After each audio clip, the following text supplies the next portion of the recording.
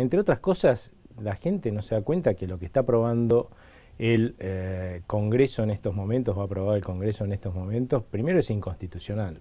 Nadie puede cambiar en forma retroactiva un contrato y en definitiva, cuando uno ha hecho un contrato con un empleado, ha tomado un empleado, lo ha hecho dentro de la ley de contratos de trabajo, ¿no es cierto? O sea, es un contrato.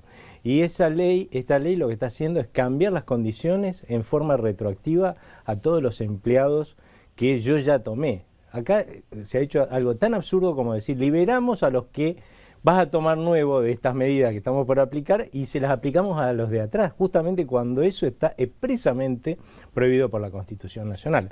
A partir de empezar de seguir tomando, porque no es empezar, sino seguir tomando este tipo de medidas o llevando a cabo este tipo de legislaciones en las cuales se violenta claramente la seguridad jurídica y la Constitución Nacional, las reglas de juego en la Argentina desaparecen. Hace 4 años que tenemos un problema de empleo en la Argentina y que eso simplemente fue paliado por el gobierno anterior, tomando a troche y moche, sobre todo en las provincias, empleados públicos. O sea, el sector público de la Argentina se ha vuelto el seguro de desempleo de los argentinos. Esa es la realidad en los últimos 4 años. ¿Y por qué pasó eso?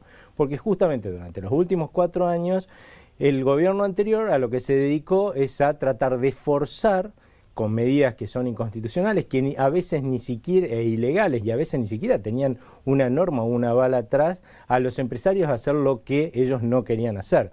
Si ese tipo de medidas hubieran sido exitosas, que eso es en definitiva esta ley antidespido, nosotros hoy seríamos potencia, se hubieran generado empleo a lo pavote en los últimos años, y eso no pasó.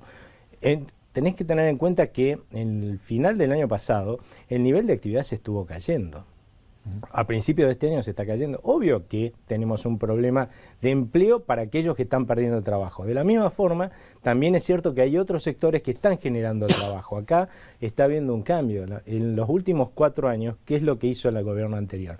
Saquear a los sectores productivos de bienes para mantener en las ciudades y en los centros de consumo, donde está la mayor cantidad de votantes, una enorme capacidad de consumo artificial, ¿sí?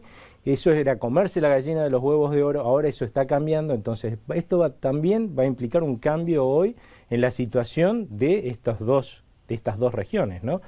Seguramente lo que vamos a ver es una rápida recuperación en los sectores del interior, que son los que están produciendo hoy y de vuelta movilizando la economía y generando riqueza como corresponde, y los sectores de las ciudades vamos a tener que acotarnos a lo que es nuestro poder adquisitivo real. Vamos a tener que dejar de vivir de ese subsidio que vivíamos antes y acotarnos a lo que es nuestra verdadera capacidad de consumo.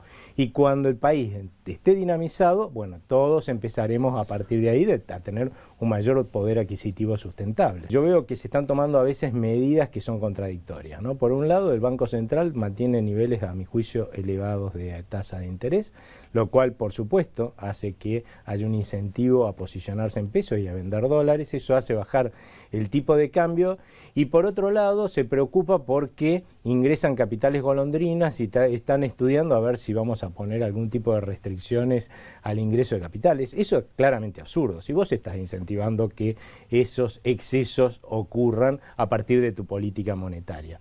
Por otro lado, eso parte de no tener en cuenta que una de las claves del éxito de la gestión de Macri pasa no solamente por mantener la inflación controlada y bajarla, sino además por tener una recuperación económica en el segundo semestre, y la verdad es que esa recuperación económica se va a dar primero porque es cierto, va a haber más exportaciones este año en tanto y en cuanto vienen bien las exportaciones de la cosecha gruesa, y en el segundo semestre vamos a tener una producción en el campo que hace años no teníamos, porque lo único que convenía producir en la Argentina era justamente... Aldo, entonces hay que bajar más la tasa, hay que bajar más la tasa para hay que bajar más la tasa y no poner restricciones al ingreso de capitales y abrir más la economía.